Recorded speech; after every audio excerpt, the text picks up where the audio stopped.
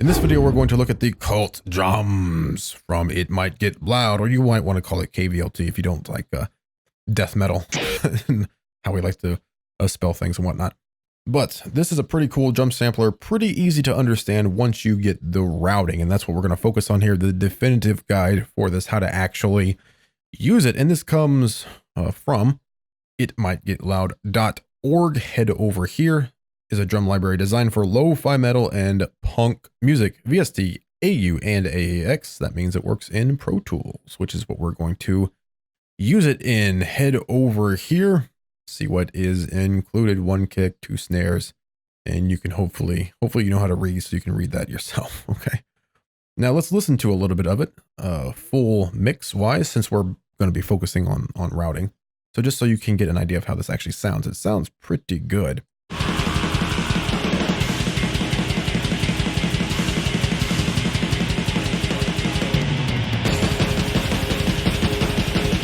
They really captured that, that black metal sound.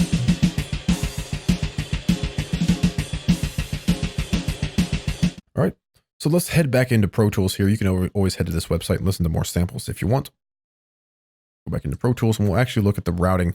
For people who are new and don't really understand how to do this.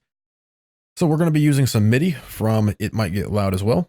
So we already have that on our track. They have quite a few MIDI packs up there available. So right now we have this on a instrument track here in Pro Tools. Now different DAWs are different how they handle routing. So some things might be more Pro Tools specific. Here for the interface, click a drum to hear it.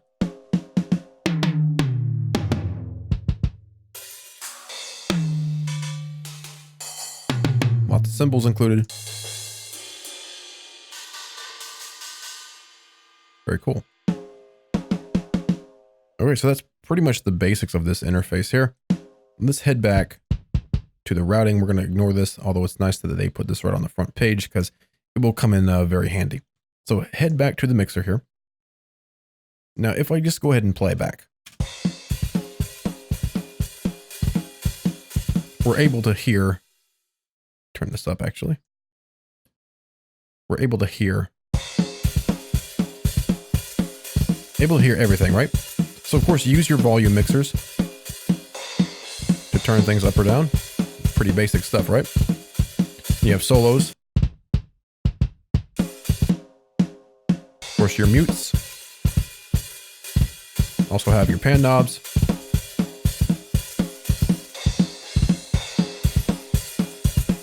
All of that is, pretty basic. Now you also have this humanize here. Check that out. Turn it way up.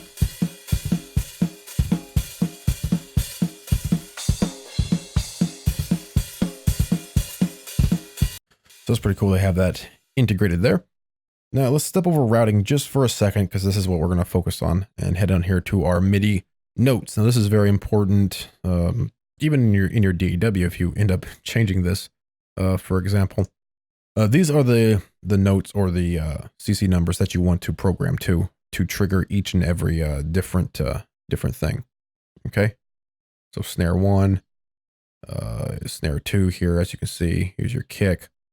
Here's left. Here's tom 1, tom 2, so on. So on and so forth. All of that stuff that hopefully you can figure out. Now I mentioned that just because if you happen to change something here, let's just head over here and grab my pencil tool. Just double click into here, and if we head over here to our C1 note, that's our kick, right?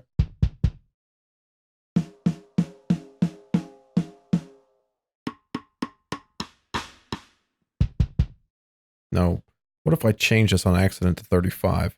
So I hit C1, I hear nothing. That's because we changed that note. Now it's down here.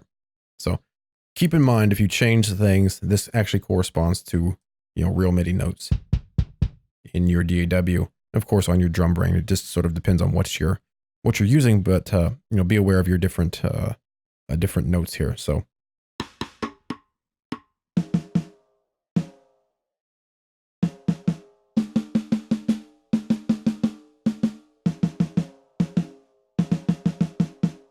we can actually change this if we want.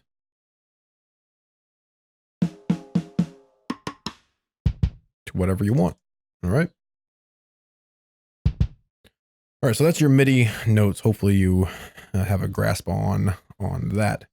And now we'll go to routing. So the reason why we can actually hear everything is because everything is coming out of our one output.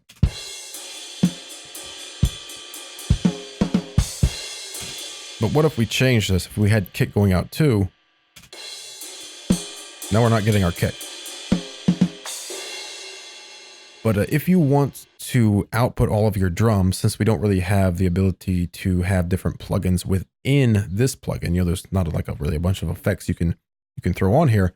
If you want to treat this more like you're actually recording a drum kit, then we need to have separate tracks to put different plugins on. Now, the easiest way to do this is just use our drop down and choose the 12 separate outputs, and that automatically sets all of that up for us. It actually goes up to 14. So now that we have our output routing set to all the way up to 14, so our snare is going out 2, tom 1 is going out 3, so on and so forth. Now if we play back, we're only getting our kick through this channel, which is our instrument track in this case. And that's because, that's our one output. So in order to hear everything else, then we need to create those tracks. So let's go ahead and do that. How many do we need? Let's go with 14. We can actually do up to 16 if we want. We're going to choose stereo, and I'm going to use audio tracks. You could use aux tracks if you want. Just keep in mind with aux inputs, with aux tracks, you can't actually record right to those tracks. Instead, you would use them to monitor. Now, you could still put your plugins on your aux tracks and mix sort of live and then bounce all that out to your 2-bus if you wanted to. But why not go ahead and just actually record that audio so we can actually affect it later on? So we'll go ahead and create that. And then here in Pro Tools, with everything still selected, we're just going to hold down Control, Alt, and Shift, choose our input, release those buttons, come back down to plugin here. And as you can see, all of our different outputs that we have here, all the way up to 16, we're just going to choose the first one, 2. So now that's going to go ahead and give us 2, and then 3, and then 4, then 5. So we don't have to actually do that manually. Okay, so that's all the way up to 14, or 15 in this case, since this one is already taken up with our instrument track. All right, so what we want to do now is with everything still selected, I'll just hold down Shift and Alt, choose our I. So now whenever we play back, now we get all of those drums, all of that input here. So of course, the smart thing to do at this point would be to go ahead and name all of your tracks.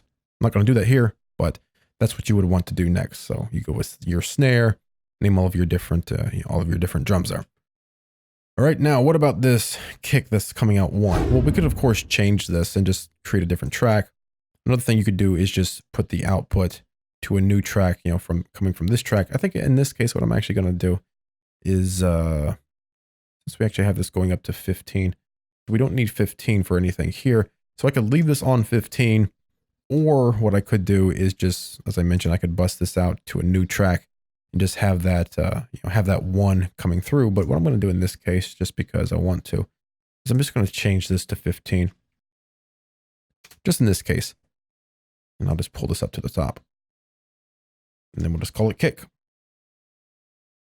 Done. So now we play back. We're going to get our kick through this track here.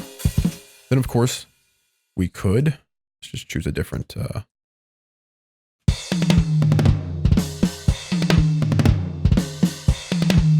very good. So now we could come in here and start loading our plugins, whatever plugins that you want. I'm not going to do that because this is not a mixing tutorial, but load up whatever you want onto these tracks and start mixing just like you have been recording a real drum kit. Of course, you can do all of that mixing later. So I could go ahead and hit record here. And actually, let me go ahead and get rid of that. And we'll come down to here, shift select that, hold down Alt and Shift, and we'll choose our record enable icon. Then we'll just go ahead and record. Okay, so we just had that a little bit selected there. But you can see there that we recorded our audio to separate tracks. Let me get it into focus there. As you can see, all of those different tracks that we recorded. Then we could just treat this like any other drum track that you recorded and load up your plugins and go ahead and start mixing.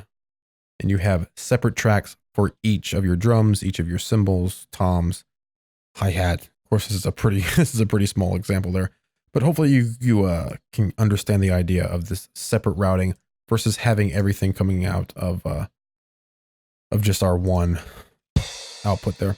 Because if we have everything coming out the one output here, let me get this off as solo there. Then I can't put different plugins on each different thing. So if you want different plugins on every single drum, make sure you choose your 12 separate outputs there. That's the easiest way. And then just set everything up however you need to route every single drum out to a separate track in your DAW. Hit record everything, and then start placing your plugins and mix as normal. So that is pretty much everything you need to know the definitive guide on how to actually use this drum plugin there. Pretty simple to use once you understand that routing. So as you can see, if I try to play the drum now, I'm not going to hear anything. Why? Because this routing is set out to different outputs, and I have to actually monitor that to actually hear everything. Take that off of solo. All right. So that is your cult drums from It Might Get Loud. Always head over to this page to hear more samples. Now we'll just go through a little bit of what this plugin can sound like.